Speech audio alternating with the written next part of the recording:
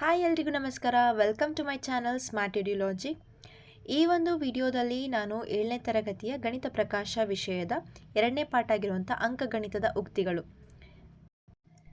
ಈ ಪಾಠದ 29ನೇ ಪೇಜಿಂದ 31 ಪೇಜ್ವರೆಗೂ ಇರುವಂತಹ ಒಂದು ವಿಷಯಗಳ ಬಗ್ಗೆ ಡಿಸ್ಕಸ್ ಮಾಡ್ತಾ ಇದ್ದೀವಿ. ಹಾಗೆ ಅದರಲ್ಲಿರುವಂತಹ ಪ್ರಶ್ನೆಗಳಿಗೆ ವಿವರಣಾತ್ಮಕ ಉತ್ತರವನ್ನು ಈ ವಿಡಿಯೋದಲ್ಲಿ ನಾನು ನಿಮಗೆ ನೀಡ್ತಾ ಇದ್ದೀನಿ. ಹಾಗೆ ನೀವೇನಾದರೂ ಫಸ್ಟ್ ಟೈಮ್ ನನ್ನ ವಿಡಿಯೋ ನೋಡ್ತಾ ಇದ್ದರೆ ಪ್ಲೀಸ್ ಲೈಕ್ ಮಾಡಿ, ಶೇರ್ ಮಾಡಿ, ಸಬ್ಸ್ಕ್ರೈಬ್ ಮಾಡೋದನ್ನು ಮರಿಬೇಡಿ.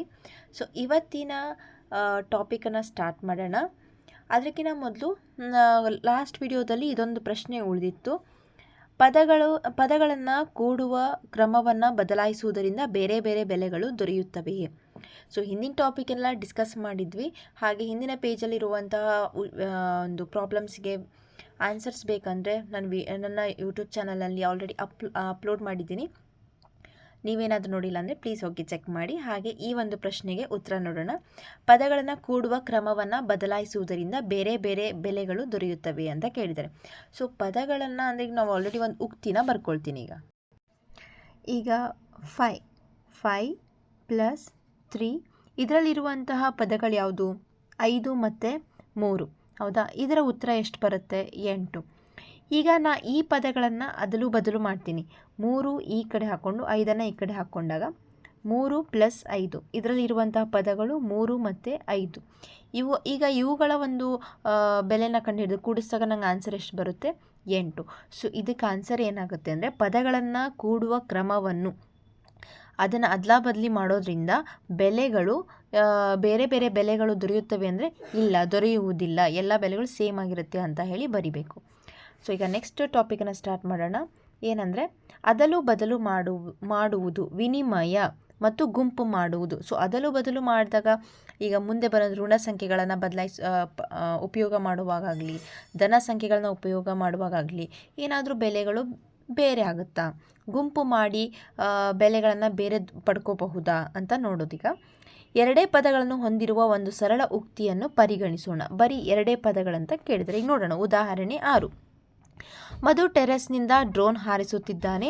ಡ್ರೋನ್ 6 ಮೀಟರ್ ಮೇಲಕ್ಕೆ ಹೋಗಿ ನಂತರ 4 ಮೀಟರ್ ಕೆಳಕ್ಕೆ ಬರುತ್ತದೆ. ಟೆರೆಸ್ನಿಂದ ಡ್ರೋನ್ನ ಅಂತಿಮ ಸ್ಥಾನ ಎಷ್ಟು ಎತ್ತರದಲ್ಲಿ ಎಂಬುದನ್ನು ತೋರಿಸಲು ಒಂದು ಉಕ್ತಿಯನ್ನು ಬರೆಯಿರಿ. ಸೊ ನೀನು 6 ಮೀಟರ್ ಮೇಲೆ ಹೋಗೋದಂದ್ರೇನು? ಇದು ಗ್ರೌಂಡ್ ಲೆವೆಲ್ ಅಂದರೆ 0 ಅಂತ ಪರಿಗಣಿಸಿದ್ರೆ ಮೇಲೆ ಹೋದಾಗ +6 ಅಂತ ಆಗುತ್ತೆ. ನಂತರ 4 ಮೀಟರ್ ಕೆಳಗಡೆ ಬಂದಿದೆ. ಇಲ್ಲಿ 4 ಮೀಟರ್ ಅಂದರೆ ಮೈನಸ್ ಕಡೆ ಆಯಿತು, ಹೌದಾ? ಸೊ -4 ಆಯಿತು, ಕೆಳಗಡೆ ಬಂತು. ಸೊ ಈಗ ಇದನ್ನು ನಾವು ಯಾವ ರೀತಿ ಬರ್ಕೊಂಡಿದ್ದಾರೆ ಅಂದರೆ, ಟೆರೆಸ್ನಿಂದ ಮೇಲೆ ಹೋಗೋದಂದರೆ 6 -4 ಆಗಿದೆ, ಕೆಳಗಡೆ -4 ಬಂದಿದೆ. ಸೊ ಆನ್ಸರ್ ಎಷ್ಟು? 2 ಮೀಟರ್ ಎತ್ತರದಲ್ಲಿ ಇದೆ ಅಂತಿಮ ಸ್ಥಾನ. ಇದನ್ನು ಪದಗಳ ಮೊತ್ತವಾಗಿ ಬರೀರಿ ಅಂತ ಅಂದಾಗ 6 ಇದು ಮೈನಸ್ ಇದೇನಾಗುತ್ತೆ ಪ್ಲಸ್ ಆಗಿ ಬದಲಾಯಿಸ್ಕೊಳ್ತಾರೆ. ಪ್ಲಸ್ ಆಗಿ ಬದಲಾಯಿಸ್ಕೊಂಡಾಗ 4 ಇದ್ದೇನಾಗುತ್ತೆ -4 ಅಂತ ಆಗುತ್ತೆ. ಸೊ ಇದು ಒಂದು ಪದ, ಇದು ಒಂದು ಪದ. ಇಲ್ಲಿ ಪ್ಲಸ್ ಇದೆ, ಇದಕ್ಕೆ ಮೈನಸ್ ಇದೆ. ಪ್ಲಸ್ಸು ಮೈನಸ್ ಸೇರಿದಾಗ ಮೈನಸ್ ಆಗುತ್ತೆ. 6ರಲ್ಲಿ 4 ಕಳೆದ್ರೆ 2, ದೊಡ್ಡ ಸಂಖ್ಯೆ ಹಿಂದೆ ಚಿಹ್ನೆ ಪ್ಲಸ್ ಇದೆ. ಸೊ ಆನ್ಸರ್ 2 ಅಂತ ಹೇಳಿ ಬರುತ್ತೆ. ಓಕೆನಾ? ಸೊ ನೆಕ್ಸ್ಟ್ ಇಲ್ಲಿ ನಾವು ಪದಗಳನ್ನು ಅದಲು ಬದಲು ಮಾಡಿದರೆ ಮೊತ್ತವು ಬದಲಾಗುತ್ತದೆ. ಇದು -4 ಇದ್ದಿದ್ದು ಈ ಕಡೆ ತೊಗೊಂಡ್ರು, ಫಸ್ಟಿಗೆ ಹಾಕ್ಕೊಂಡ್ರು. ಆಮೇಲೆ 6 ಈ ಕಡೆ, ಅವನ್ನೆರಡನ್ನು ಕೂಡಿಸಿದಾಗ ಇಲ್ಲೂ ಮೈನಸ್, ಇದು ಪ್ಲಸ್, ಮೈನಸ್ ಪ್ಲಸ್ ಮೈನಸ್. 6ರಲ್ಲಿ 4 ಕಳೆದ್ರೆ 2, ದೊಡ್ಡ ಸಂಖ್ಯೆ ಹಿಂದೆ ಪ್ಲಸ್ ಚಿಹ್ನೆ ಇದೆ. ಸೊ ಇಲ್ಲೂ ಕೂಡ ಏನಾಗುತ್ತೆ? ಆನ್ಸರ್ 2 ಆಗುತ್ತೆ. ಈ ಸಂದರ್ಭದಲ್ಲಿ ಆಗುವುದಿಲ್ಲ. ನಾವು ಸಂಖ್ಯೆಗಳನ್ನು ಅದಲು ಬದಲು ಮಾಡಿದ್ರೂ ಇಲ್ಲೇನಾಗಲಿಲ್ಲ, ಬೆಲೆ ಬದಲಾಗಲಿಲ್ಲ. ನೆಕ್ಸ್ಟ್ ನೋಡೋಣ. 2 ಪದಗಳು ಧನ ಸಂಖ್ಯೆಗಳಾದಾಗ ಪದಗಳನ್ನು ಅದಲು ಬದಲು ಮಾಡಿದರೆ ಮೊತ್ತವು ಬದಲಾಗುವುದಿಲ್ಲ ಎಂಬುದನ್ನು ಈಗಾಗಲೇ ತಿಳಿದಿದ್ದೇವೆ. ಸೊ ನಾವು ಫಸ್ಟಿಗೆ ಒಂದು ಕ್ವಶನಿಗೆ ಆನ್ಸರ್ ಮಾಡಿದ್ದೆ. ನಾನಿಲ್ಲಿ 3 + 5 ಅಂದಾಗಲೂ 8 ಬಂದಿತ್ತು. ಇದರ ಪದಗಳನ್ನು ಧನ ಸಂಖ್ಯೆಗಳಾದಾಗ ಅಂದರೆ ಇದು ಧನ ಸಂಖ್ಯೆ, ಇದು ಧನ ಸಂಖ್ಯೆ, ಇದೊಂದು ಪದ ಅಂತ ನೋಡಿದಾಗ ಇದು ಧನ ಸಂಖ್ಯೆ, ಇದು ಧನ ಸಂಖ್ಯೆ. ಇದರ ಒಂದು ಸ್ಥಾನವನ್ನು ನಾನು ಅದಲು ಬದಲು ಮಾಡಿದಾಗ ಏನಾಗಲಿಲ್ಲ, ನನಗೆ ಮೊತ್ತ ಬದಲಾಗೋದಿಲ್ಲ ಅನ್ನೋದು ನಮಗೆ ಗೊತ್ತು, ಹೌದಾ? ಈಗ ನೋಡೋಣ ಮೊದಲನೇ ಕ್ವೆಶನ್. ಪದಗಳು ಋಣ ಸಂಖ್ಯೆಗಳಾಗಿದ್ದರೂ ಇದು ಅನ್ವಯಿಸುತ್ತದೆಯೇ? ಇನ್ನೂ ಕೆಲವು ಉಕ್ತಿಗಳನ್ನು ತೆಗೆದುಕೊಂಡು ಪರಿಶೀಲಿಸಿ. ಈಗ ಪದಗಳು ಧನ ಸಂಖ್ಯೆ ಆದಾಗ ಅಂದರೆ ಪಾಸಿಟಿವ್ ಸೈನ್ ಹಿಂದೆ ಇದ್ದಾಗ ಬದಲಾಗಲಿಲ್ಲ. ಅದೇ ನೆಗೆಟಿವ್ ಸೈನ್ ಋಣ ಸಂಖ್ಯೆ ಏನಾದರೂ ಇದ್ದರೆ ಬದಲಾಗ್ತವ ಅಂತ ನೋಡೋಣ. ಈಗ ಇಲ್ಲಿ ನಾನೇನು ಮಾಡ್ತೀನಿ, -5 ಮತ್ತು -4 ಇದೊಂದು ಋಣ ಸಂಖ್ಯೆ ತೊಗೊಂಡಿದ್ದೀನಿ, -5 ಇಲ್ಲೊಂದು -4. ನೀವು ಯಾವುದೇ ಸಂಖ್ಯೆಗಳನ್ನಾದರೂ ತೊಗೋಬೋದು. ಈಗ ಇದು ಒಂದು ಪದ, ಇದೊಂದು ಪದ, ಇವನ್ನೆರಡನ್ನೂ ಕೂಡಿಸ್ತಾ ಇದ್ದೀನಿ. ಮೈನಸ್ಸು ಮೈನಸ್ ಅಂದರೆ ಏನಾಗುತ್ತೆ, ಮೈನಸ್ ಇಂಟು ಮೈನಸ್ ಪ್ಲಸ್. ಹಾಗಾದರೆ 5 + 4 ಎಷ್ಟು ಬಂತು, 9. ದೊಡ್ಡ ಸಂಖ್ಯೆಯಿಂದ ಚಿಹ್ನೆ ಮೈನಸ್ ಇದೆ, ಸೊ -9 ಅಂತ ಬಂತು. ಈಗ ಅದೇ ಸಂಖ್ಯೆಗಳನ್ನು ಅದಲು ಬದಲು 4 ಇಲ್ಲಿ 5 ಇಲ್ಲಿ ಅಂತ ಮಾಡ್ತಾಯಿದ್ದೀನಿ. ಓಕೆನಾ? ಮಾಡಿದಾಗ ಮೈನಸ್ ಏನಾಯಿತು, ಪ್ಲಸ್. 4 + 5 9, ದೊಡ್ಡ ಸಂಖ್ಯೆ ಹಿಂದೆ ಚಿಹ್ನೆ ಮೈನಸ್. ಸೊ ಅಲ್ಲೇನಾಯ್ತು, ಏನು ಕೇಳಿದರೆ ಕ್ವಶನ್ನು, ಇದು ಅನ್ವಯಿಸುತ್ತದೆ. ಹೌದು, ಇಲ್ಲಿ ಅನ್ವಯಿಸುತ್ತೆ. ಇಲ್ಲಿ ಯಾವುದೇ ಒಂದು ಏನಾಗಲ್ಲ, ಬೆಲೆ ಬೇರೆ ಆಗೋದಿಲ್ಲ, ಒಂದೇ ಅಂತ ಹೇಳಿ ತೋರಿಸುತ್ತೆ. ನೆಕ್ಸ್ಟ್ ಕ್ವೆಶನ್ ನೋಡೋಣ. ಇಲ್ಲಿ 6ನೇ ತರಗತಿಯ ಗಣಿತ ಪಠ್ಯ ಪುಸ್ತಕದಲ್ಲಿ ನಾವು ನೋಡಿರುವ ಪೂರ್ಣಾಂಕಗಳ ಟೋಕನ್ ಮಾದರಿಯನ್ನು ಉಪಯೋಗಿಸಿಕೊಂಡು ಇದು ಏಕೆ ಹೀಗೆ ಎಂಬುದನ್ನು ನೀವು ವಿವರಿಸಬಲ್ಲಿರಾ? ಇದು ನಮ್ಮ ಉಕ್ತಿ. ಈಗ ಟೋಕನ್ ಮಾದರಿಯನ್ನು ತಗೋಬೇಕಂದ್ರೆ ಇಲ್ಲಿ ಎಷ್ಟು ಮೈನಸ್ ಟೋಕನ್ ಇದ್ದಾವೆ ಅಂದರೆ 5 ಮೈನಸ್ ಟೋಕನ್ಗಳಿದ್ದಾವೆ. ಅದಕ್ಕೆ ನಾವೇನು ಮಾಡ್ತೀವಿ, 4 ಮೈನಸ್ ಟೋಕನ್ಗಳನ್ನು ಆ್ಯಡ್ ಮಾಡ್ತಾಯಿದ್ದೀವಿ, ಕೂಡಿಸ್ತಾ ಇದ್ದೀವಿ ಅಂತ ಅಂದರೆ ಇಲ್ಲಿ ಇದನ್ನು ಕೂಡಿಸ್ತಾ ಇದ್ದೀವಿ ಅಂದರೆ ಒಟ್ಟು ಟೋಕನ್ಗಳು ಎಷ್ಟಾಯಿತು, 1 2 3 4 5 6 7 8 9. ಸೊ -9 ಟೋಕನ್ಗಳು. ಈಗ ಇದನ್ನು ನಾನೇನು ಮಾಡ್ತೀನಿ, ಅದ್ಲಾ ಬದಲಿಯಾಗಿ ಮಾಡೋದು. ಓಕೆ, ಸೊ ಅದ್ಲಾ ಬದಲಿ ಮಾಡೋದನ್ನು ಹೆಂಗೆ ಅಂತ ನೋಡೋಣ. ಈಗ -4 + -5. ಈಗ ಟೋಕನ್ಗಳು ಇಲ್ಲಿ 4, ಮೈನಸ್ ಟೋಕನ್ಗಳು ಇಲ್ಲಿ 5. ಓಕೆನಾ? ಈಗ ಒಟ್ಟು ಟೋಕನ್ಗಳ ಸಂಖ್ಯೆ ಎಷ್ಟಾಯ್ತು ನೋಡಿ, ಪ್ಲಸ್ ಮಾಡಿದಾಗ 1 2 3 4 5 6 7 8 9. ಸೊ ಒಟ್ಟು ಟೋಕನ್ಗಳ ಸಂಖ್ಯೆ -9. ಸೊ ಇಲ್ಲಿ -5 ಮೊದಲು, ಇಲ್ಲಿ -4 ಮೊದಲು. ಈ ಥರ ಅದ್ಲಾ ಬದಲಿ ಮಾಡಿದಾಗ್ಲೂ ನಮಗೆ ಏನಾಗಲಿ, ಇದು ಒಂದು ಟೋಕನ್ ಮಾದರಿ ಅಂತ ಹೇಳಿ ಒಂದು ಎಕ್ಸ್ಪ್ರೆಷನ್. ಇದರ ಉಕ್ತಿನ ಬರ್ಕೊಂಡು ಈ ರೀತಿಯಾಗಿ ನೀವು ಬರ್ಕೋಬೋದು. ಇಲ್ಲೂ ಸಹ ಅಂದರೆ ಅದ್ಲಾ ಬದಲಿ ಯಾಕಾಗಲಿಲ್ಲ ಅನ್ನೋದನ್ನು ನಾವು ಈ ಟೋಕನ್ ಮಾದರಿ ಮೂಲಕ ಎಕ್ಸ್ಪ್ಲೇನ್ ಮಾಡ್ಬೋದು. ನೆಕ್ಸ್ಟು, ಹೀಗೆ 2 ಪದಗಳಿರುವ ಒಂದು ಉಕ್ತಿಯಲ್ಲಿ ಅವುಗಳನ್ನು ಅದಲು ಬದಲು ಮಾಡುವುದರಿಂದ ಬೆಲೆ ಬದಲಾಗುವುದಿಲ್ಲ. ಒಂದು ಉಕ್ತಿಯಲ್ಲಿ 2 ಪದ ಇತ್ತಂದರೆ ಅದರ ಅದ್ಲಾ ಬದಲಿ ಮಾಡಿ ಕೂಡಿಸೋದ್ರಿಂದ ಯಾವುದೇ ಬೆಲೆ ಬದಲಾಗುವುದಿಲ್ಲ. ಓಕೆನಾ? ಸೊ ಅದು ಋಣ ಸಂಖ್ಯೆ ಆಗಲಿ ಧನ ಸಂಖ್ಯೆ ಆಗಲಿ ಅಲ್ಲಿ ಬದಲಾಗೋದಿಲ್ಲ. ಈಗ ಕೆಳಗೆ ನೋಡ್ರಿ, ಪದ 1 ಪದ 2 ಅದನ್ನು ಇವರು ವಿವರಣೆ ಮಾಡಿದರೆ ಪದ 1 ಪದ 2 = ಅದ್ಲಾ ಬದಲಿ ಮಾಡಿದರೆ 2ನೇ ಪದ ಮೊದಲು, ಆಮೇಲೆ 1ನೇ ಪದ 1 ಮೊದಲು 2ನೇಗೆ ಬರುತ್ತೆ. ಸೊ ಅಲ್ಲಿ ಏನಾಗಲ್ಲ, ಬೆಲೆ ಬದಲಾಗೋದಿಲ್ಲ, ಎರಡೂ ಸಮನಾಗಿರುತ್ತೆ ಅಂತ ಹೇಳಿ ತೋರಿಸಿದ್ದಾರೆ. ಈಗ ನೋಡ್ರಿ, ಈಗ 3 ಪದಗಳನ್ನು ಹೊಂದಿರುವ ಒಂದು ಉಕ್ತಿಯನ್ನು ಪರಿಗಣಿಸಿ. 2ಕ್ಕೆ ಓಕೆ. ಹಾಗಾದರೆ 3 ಪದ ಇದ್ದರೆ ಹೇಗೆ? ಇದು ಒಂದು ಉಕ್ತಿನ ಕೊಟ್ಟಿದ್ದಾರೆ, -7 + 10 ಪ್ಲಸ್ ಬ್ರ್ಯಾಕೆಟಲ್ಲಿ -11. ಈ ಪದಗಳನ್ನು 2 ವಿಭಿನ್ನ ಕ್ರಮಗಳಲ್ಲಿ ಮುಂದೆ ತೋರಿಸುವಂತೆ ಕೂಡೋಣ. ಸೊ ಈಗ ಇದರ ಪದಗಳನ್ನು ನೋಡಿದ್ರೆ ಒಂದು -7 ಒಂದು ಪದ, 10 ಒಂದು ಪದ, -11 ಒಂದು ಪದ ಮಾಡಿದ್ದಾರೆ. ಇದು ರೆಡ್ ಯಾಕೆ ತೋರಿಸಿದ್ದಾರೆ ಅಂದರೆ ಮೊದಲು 1ನೇ ಪದ 2ನೇ ಪದ ಕೂಡಿಸ್ಬೇಕು, ಬಂದ ಆನ್ಸರ್ ಜೊತೆಗೆ 3ನೇ ಪದನ ಕೂಡಿಸ್ರಿ ಅಂತ. ಮೊದಲ 2 ಪದಗಳನ್ನು ಕೂಡಿ ಅಂದರೆ -7 10ನ ಕೂಡಿಸ್ಬೇಕು, ಅವುಗಳ ಮೊತ್ತಕ್ಕೆ 3ನೇ ಪದವನ್ನು ಕೂಡುವುದು. ಇದು ಒಂದು ಕ್ರಮ. ಓಕೆನಾ? ಈಗ 2ನೇ ಕ್ರಮ ಹೇಗಿದೆ, 2ನೇ ಪದ 3ನೇ ಪದ ಫಸ್ಟ್ ಕೂಡಿಸ್ಬೇಕು, ಬಂದ ಮೊತ್ತವನ್ನು 1ನೇ ಪದಕ್ಕೆ ಸೇರಿಸಬೇಕು, ಕೊನೆ 2 ಪದಗಳನ್ನು ಕೂಡಿ ಅವುಗಳ ಮೊತ್ತವನ್ನು ಮೊದಲನೇ ಪದಕ್ಕೆ ಕೂಡುವುದು. ನೀವು ಏನನ್ನು ಗಮನಿಸುವಿರಿ ಅಂತ ಕೇಳಿದ್ದಾರೆ. ಈಗ ಇದನ್ನು ನೋಡೋಣ. ಮೊದಲು ಇವನ್ನೆರಡು ಕೂಡ್ಸೋಣ. -7 10, ಇಲ್ಲಿ ಮೈನಸ್ಸು ಇಲ್ಲಿ ಪ್ಲಸ್ಸು, ಮೈನಸ್ ಪ್ಲಸ್ ಮಾಡಿದ್ರೆ ಮೈನಸ್ ಬರುತ್ತೆ. 10ರಲ್ಲಿ 7 ಕಳೆದ್ರೆ 3, ದೊಡ್ಡ ಸಂಖ್ಯೆ ಹಿಂದೆ ಯಾವ ಚಿಹ್ನೆ ಪ್ಲಸ್ಸು, ಇದು ಒಂದು ಬಂತು. ನೆಕ್ಸ್ಟ್ 11ನ್ನು ಬರ್ಕೊಳ್ತೀನಿ ಈ ಥರ, ಇದಾಯಿತು. ಸೊ ಇದು ಪ್ಲಸ್ ಮೈನಸ್, ಯಾವುದು +3 -3 ಅಂದರೆ ಮೈನಸ್ಸು. 11ರಲ್ಲಿ 3 ಕಳೆದ್ರೆ 8, -8 ಅಂತ ಆನ್ಸರ್ ಬಂತು. ಓಕೆನಾ? ಸೊ ಇದರ ಆನ್ಸರ್ ಎಷ್ಟು ಬರುತ್ತೆ, -8. ಈಗ ಎರಡನೇದನ್ನು ನೋಡೋಣ. ಮೊದಲಿಗೆ -7 ಹೀಗೆ ಬರ್ಕೊಳ್ಳೋದು, ಪ್ಲಸ್ 10 -11 ಅಂದರೆ 1 ಉಳಿತು, ದೊಡ್ಡ ಸಂಖ್ಯೆಯಿಂದ ಚಿಹ್ನೆ ಮೈನಸ್ ಇದೆ, ಸೊ ಇದು ಒಂದು. ಓಕೆ, ಸೊ ಇಲ್ಲಿ 7 ಇದೆ, ಮೈನಸ್ ಮೈನಸ್ ಪ್ಲಸ್ -8. ಆನ್ಸರ್ ಏನಾಯಿತು? ಸೇಮ್ ಬಂತು. ನಾವು ಕ್ರಮವನ್ನು ಬದಲಾಯಿಸಿದ್ರೂ ಕೂಡ ನಮ್ಗೆ ಆನ್ಸರ್ ಏನಾಗಿದೆ? ಸೇಮ್ ಬಂದಿದೆ. ನೀವು ಏನನ್ನು ಗಮನಿಸಿದ್ದೀರಿ ಅಂತಂದರೆ ಬೆಲೆಗಳು ಬೇರೆ ಬೇರೆ ಬಂದಿಲ್ಲ, ಎರಡೂ ಏನಾಗಿದೆ ಬೆಲೆಗಳು ಬದಲಾಗೋದಿಲ್ಲ, ಹಾಗೇ ಇದೆ. ಎರಡೂ ಸಂದರ್ಭಗಳಲ್ಲೂ ಮೊತ್ತ ಒಂದೇ ಆಗಿದೆ ಅಂತ ಅರ್ಥ.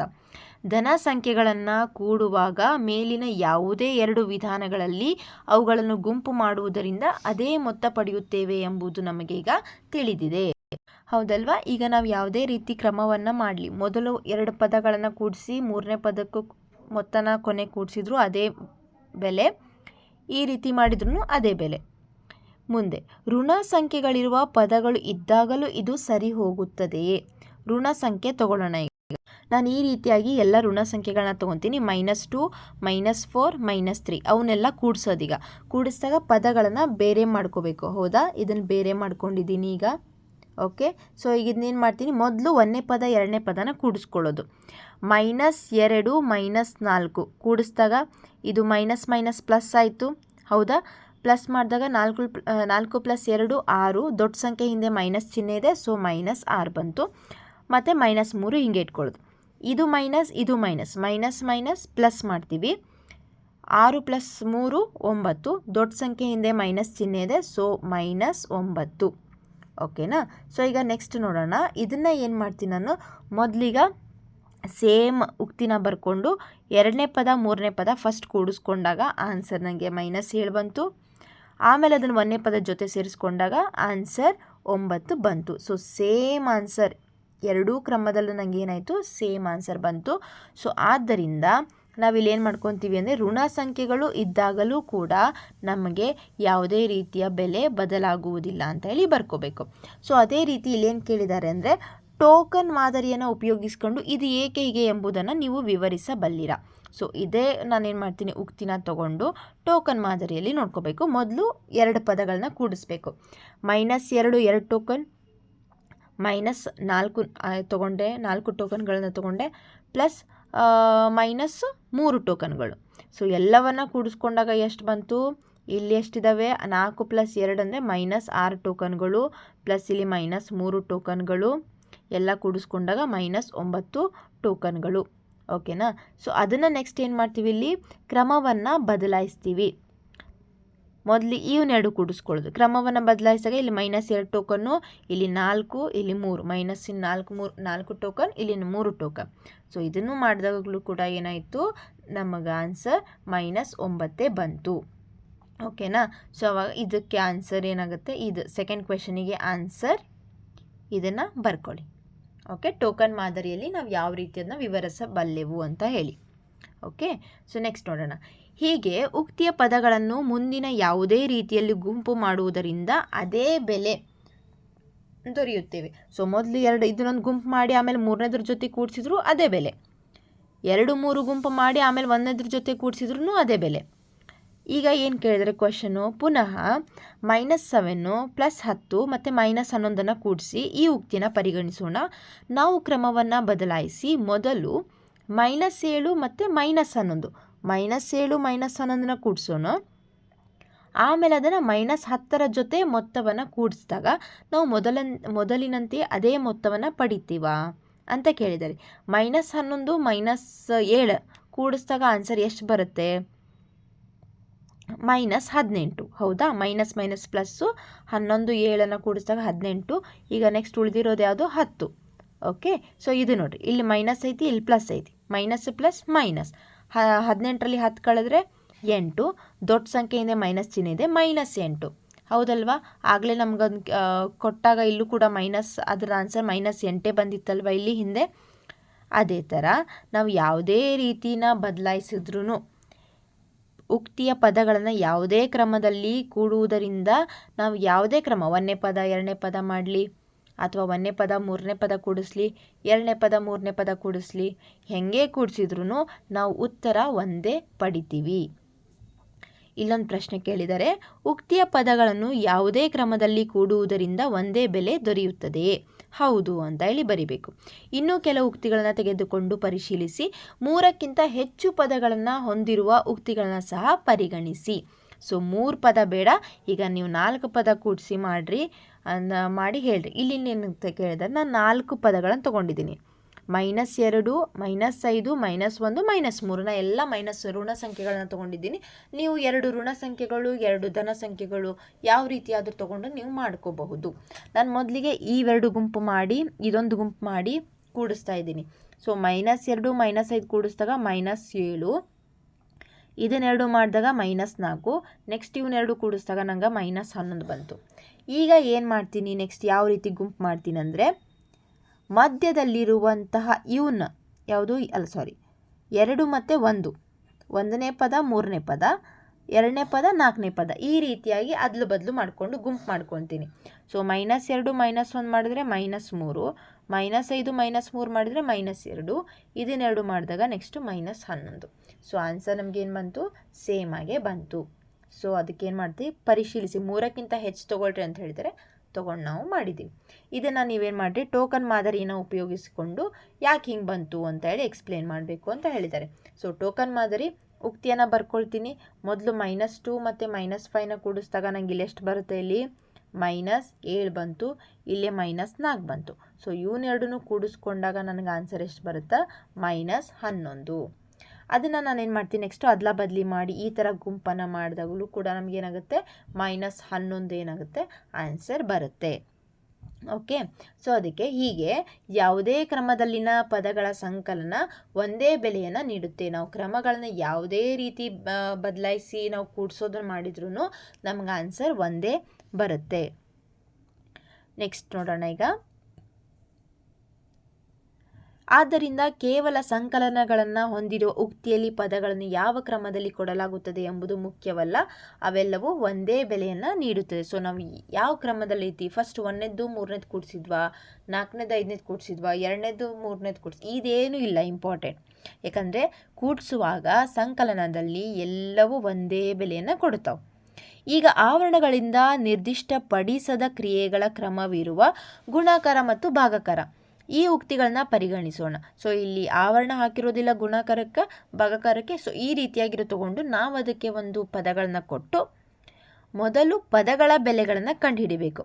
ಪದಗಳನ್ನಾಗಿ ಮಾಡಿ, ಇಲ್ಲಿ ಯಾವುದೇ ರೀತಿ ಆವರಣ ಕೊಟ್ಟಿಲ್ಲ, ಅದನ್ನು ಪದಗಳನ್ನು ಮಾಡಿ ಪದಗಳ ಬೆಲೆಗಳನ್ನು ಕಂಡುಹಿಡಿದು ನಂತರ ಉಕ್ತಿಯ ಬೆಲೆಗಳನ್ನು ಕಂಡುಹಿಡಿಯಲಾಗುತ್ತದೆ ಗುಣಾಕಾರ ಭಾಗಾಕಾರ ಮಾಡುವಾಗ.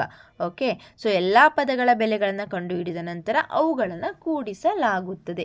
ಏನಿದು ಅಂತ ನೋಡೋಣ ಈಗ. So first 30 plus 5 × 4 ಬೆಲೆನ ಮುಂದಿನಂತೆ ಕಂಡುಹಿಡಿಯಲಾಗುತ್ತದೆ. ಇಲ್ಲಿ ಯಾವುದೇ ಆವರಣ ಚಿಹ್ನೆನೂ ಕೊಟ್ಟಿಲ್ಲ, ಆವರಣ ಹಾಕಿಲ್ಲ. ನಾವು ಇದನ್ನು ಏನು ಮಾಡಬೇಕು, ಪದಗಳಾಗಿ ಮಾಡ್ಕೋಬೇಕು. 30 ಪದಗಳಂದ್ರೇನು, ಪ್ಲಸ್ ಚಿಹ್ನೆಯಿಂದ ಬದಲಾಗಿರುತ್ತೆ ಅಥವಾ ಪ್ಲಸ್ ಚಿಹ್ನೆಯಿಂದ ಬೇರ್ಪಟ್ಟಿರುತ್ತೆ. ಸೊ ಇಲ್ಲಿ 31 ಪದ ಆಗ್ತೈತಿ. ನೆಕ್ಸ್ಟ್ ಗುಣಾಕಾರದ ಒಂದು ಪದ ಆಯಿತು, ಹೌದಾ, ಅದನ್ನೇ ಇಲ್ಲಿ ಬರ್ಕೊಂಡಾರ. ಮೊದಲು ನಾವು ಪದದನ್ನು ಸಾಲ್ವ್ ಮಾಡ್ಕೋಬೇಕು. 30ರಲ್ಲಿ ಏನು ಸಾಲ್ವ್ ಮಾಡೋ ಹಾಗಿಲ್ಲ, ಬಟ್ ಈ ಪದದಲ್ಲಿ ಏನಿದೆ, ಗುಣಾಕಾರ ಇದೆ. 5 × 4 ಎಷ್ಟು, 20. ಸೊ 30ನ ಹಾಗೆ ಬರ್ಕೊಂಡ್ರು, ಇದನ್ನು 20 ಅಂತ ಬರೆದು ಅವನ್ನೆರಡು ಕೂಡಿಸಿದಾಗ ನಮ್ಗೆ ಆನ್ಸರ್ ಎಷ್ಟು ಬಂತು, 50 ಅಂತ ಹೇಳಿ ಬಂತು. ಓಕೆನಾ. ಸೊ ಈಗ ಉಕ್ತಿ, ಇಲ್ಲೊಂದು ಉಕ್ತಿ ಕೊಟ್ಟಿದ್ದಾರೆ, ಸ್ವಲ್ಪ ಡಿಫ್ರೆಂಟ್ ಆಗಿದೆ. 5 ಗುಂಡ್ಲೆ 3 + 2, ಇಲ್ಲಿ ಆವರಣ ಹಾಕಿದ್ದಾರೆ ಒಂದರಲ್ಲಿ, ಪ್ಲಸ್ 7 × 8 + 3. ಇಲ್ಲಿ ಉಕ್ತಿ ಪದಗಳನ್ನು ಮಾಡ್ಕೋಬೇಕಲ್ವಾ, ಇಲ್ಲಿ ಸ್ವಲ್ಪ ಗುಣಾಕಾರ ಚಿಹ್ನೆನ ಹಾರಿಸಿದ್ದಾರೆ. 5 ಗುಂಡ್ಲೆ ಅಂತ ಇನ್ನೊಂದು 2 ಇದಾವೆ, ಇದರೊಳಗೆ ಇವೆರಡು ಒಂದೇ ಪದ ಆಗ್ತಾವೆ. ಯಾಕಂದರೆ ಇವೆರಡಕ್ಕೂ ಆವರಣ ಹಾಕಿ ಇಟ್ಟಿದ್ದಾರೆ, ಆಯಿತಾ. ಸೊ ಗುಣಾಕಾರದ್ದು ಒಂದು ಪದ ಆಗುತ್ತೆ, ಈ ಗುಣಾಕಾರದ್ದು ಒಂದು ಪದ ಆಗಿ ಪ್ಲಸ್ ಚಿಹ್ನೆ ಇರೋವಂಥದ್ದು 3 ಅದೇನಾಗ್ತೈತಿ, ಇದು ಒಂದು ಪದ ಆಗ್ತೈತಿ. ಸೊ ಅವ್ರು ಏನು ಮಾಡಿದ್ದಾರೆ ಇಲ್ಲಿ, ಅದನ್ನು ನಿಮ್ಗೆ ಸಪ್ರೇಟಾಗಿ ಇಲ್ಲಿ ಬರೆದು ತೋರಿಸಿದ್ದಾರೆ. 5 ಗುಂಡ್ಲೆ 3 + 2, ಆಮೇಲೆ 7 ಗುಂಡ್ಲೆ 8 ಒಂದು ಪದ, 3 ಒಂದು ಪದ, ಇದೊಂದು ಇದೊಂದು ಇದೊಂದು. ಮತ್ತು ಇಲ್ಲಿ ಪ್ಲಸ್ ಇದೆ ಅಲ್ರಿ ಅಂತಂದರೆ ನೀವು ಇಲ್ಲಿ ಆವರಣವನ್ನು ಹಾಕಿದ್ದಾರೆ ಇವರು, ಅದಕ್ಕೆ ಅದು ಕನ್ಸಿಡರ್ ಆಗಲ್ಲ, ಇದು ಗುಣಾಕಾರದ ಜೊತೆನೇ ಹೋಗುತ್ತೆ. ಈಗ ನಾವೇನು ಮಾಡಬೇಕು, ಮೊದಲು ಆವರಣದಲ್ಲಿರುವಂಥದ್ದನ್ನು ಸಾಲ್ವ್ ಮಾಡ್ಕೋಬೇಕು. 3 + 2 ಎಷ್ಟು? 5, ಹೌದಾ? ಆವಾಗ 5 × 5 ಆಗುತ್ತೆ. ಇದೇನಾಗುತ್ತೆ, 3 + 2 5 ಆಗುತ್ತೆ. ನೆಕ್ಸ್ಟು 7 × 8 ಎಷ್ಟು? 56. ನೆಕ್ಸ್ಟ್ 56 ಅಂತ ಬರ್ಕೊತೀವಿ. 3ರಲ್ಲಿ ಯಾವುದೇ ಕ್ರಿಯೆ ಇಲ್ಲ, ಸೊ 3. ಈಗ ನೆಕ್ಸ್ಟ್ ಇದನ್ನು ಮಾಡ್ಕೊತೀವಿ, ಇಲ್ಲೊಂದು ಪದಗಳನ್ನು ಸಾಲ್ವ್ ಮಾಡ್ಕೋಬೇಕಾ? 5 × 5 ಎಷ್ಟು? 25. ಸೊ ಇದನ್ನು 25 ಅಂತ ಬರೆದು +56 + 3 ಇವನ್ನೆಲ್ಲ ಕೂಡಿಸಿದಾಗ ನಮ್ಗೆ ಆನ್ಸರ್ ಎಷ್ಟು ಬರುತ್ತೆ? 84. ಈ ರೀತಿಯಾಗಿ ಹಂತ ಹಂತವಾಗಿ ನಾವೇನು ಮಾಡಬೇಕು, ಉಕ್ತಿಯನ್ನು ಬಿಡಿಸ್ತಾ ಹೋಗಬೇಕು. ಮೊದಲು ಆವರಣದಲ್ಲಿರೋದು, ಆಮೇಲೆ ಪದಗಳು, ಆಮೇಲೆ ಪೂರ್ತಿ ಉಕ್ತಿಯನ್ನು ಕೂಡಿಸ್ಬೇಕು. ಇಲ್ಲಿ ಒಂದು ಕ್ವಶನ್ ಕೇಳಿದ್ದಾರೆ.